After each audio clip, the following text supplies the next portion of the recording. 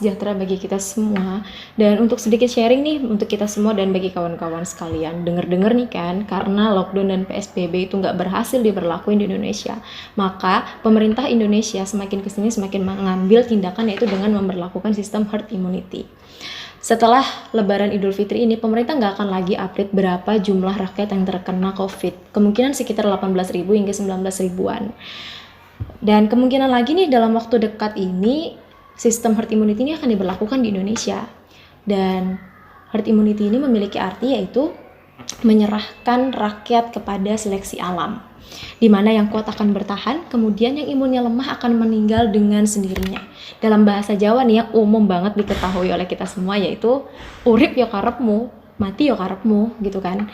Nah, sedikit lagi nih sharing lebih lanjutnya mengenai herd immunity yang dilansir dari Al Jazeera pada 20 Maret 2020 bulan lalu. Herd immunity adalah situasi di mana cukup banyak orang dalam satu populasi yang memiliki kekebalan terhadap infeksi sehingga secara efektif dapat menghentikan penyebaran penyakit tersebut. Nah, caranya itu ada dua. Yang pertama, dengan vaksin. Belum ada vaksin COVID. Dan yang kedua, dengan membiarkan 70% populasi terinfeksi virus sehingga dapat memberikan kekebalan antibodi itu secara alami. Dan sambil menunggu nih vaksin itu ada, dan vaksin itu kan ada nggak mungkin dalam waktu cepat, paling cepat ya 1 tahun kemungkinan kalau cepat ya. Maka pilihan herd immunity adalah dengan cara menginfeksi penduduk secara keseluruhan. Bayangin ya, secara keseluruhan. Dari kemungkinan infeksi ini hanya ada 2 kemungkinan yang bisa kita lihat dan kita saksikan bersama, yaitu bertahan hidup bagi yang kebal dan meninggal dunia bagi yang tidak kuat. Nah, herd immunity yang pelan-pelan akan dilakukan, atau meski nantinya nggak akan dibilang herd immunity, secara langsung tuh nggak akan pernah dibilang kalau ini nih lagi memberlakukan sistem herd immunity gitu kan.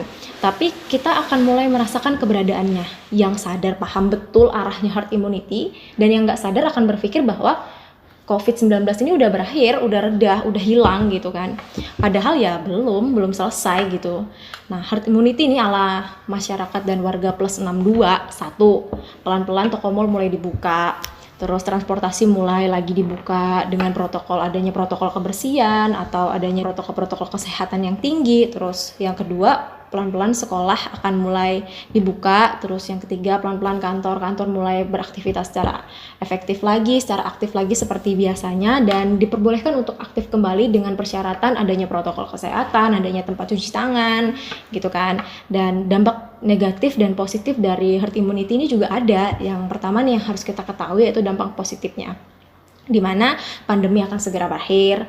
Yang kedua, akan terbentuk manusia yang lebih kebal, beradaptasi dengan penyakit baru. Yang ketiga, perekonomian tidak terhambat perkembangannya. Itu yang positif. Sedangkan ada juga yang negatifnya nih. Negatifnya yang pertama, akan kehilangan penduduk hampir 1/4 juta jiwa. Bayangin, 1/4 juta jiwa kita akan kehilangan penduduk. Dan yang kedua, adanya kematian massal. Yang ketiga, rumah sakit akan super kewalahan. Lalu manusia yang kuat dengan gaya hidup yang bagus, daya tahan tubuh yang baik, maka akan kebal dengan penyakit COVID ini.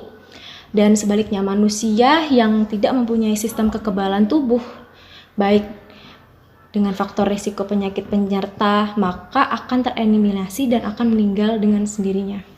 Agar bisa bertahan menjadi salah satu bagian herd immunity, yang pertama harus kita lakukan yaitu ubah gaya hidup, mulai bersih, berolahraga, makan minum yang sehat, minum vitamin. Yang kedua, ubah lingkungan menjadi hidup lebih sehat, pakai masker, hindari kerumunan, sering cuci tangan, pakai masker, pakai hand sanitizer kemana-mana gitu kan. Dan juga menjaga lingkungan kita tuh agar tetap bersih gitu. Jadi di sini COVID itu mengajarin kita bagaimana kita tuh harus menjaga hygiene kita itu jadi lebih bersih, jadi manusia yang lebih bersih lagi, jadi rajin sebelum makan cuci tangan, habis makan cuci tangan, habis kemana-mana cuci tangan. Dan itulah hal yang harus kita lakukan ketika herd immunity ini diberlakukan di Indonesia. Umat manusia akan berevolusi, mengalami seleksi alam. Harus ada yang dikorbankan, semoga tidak banyak.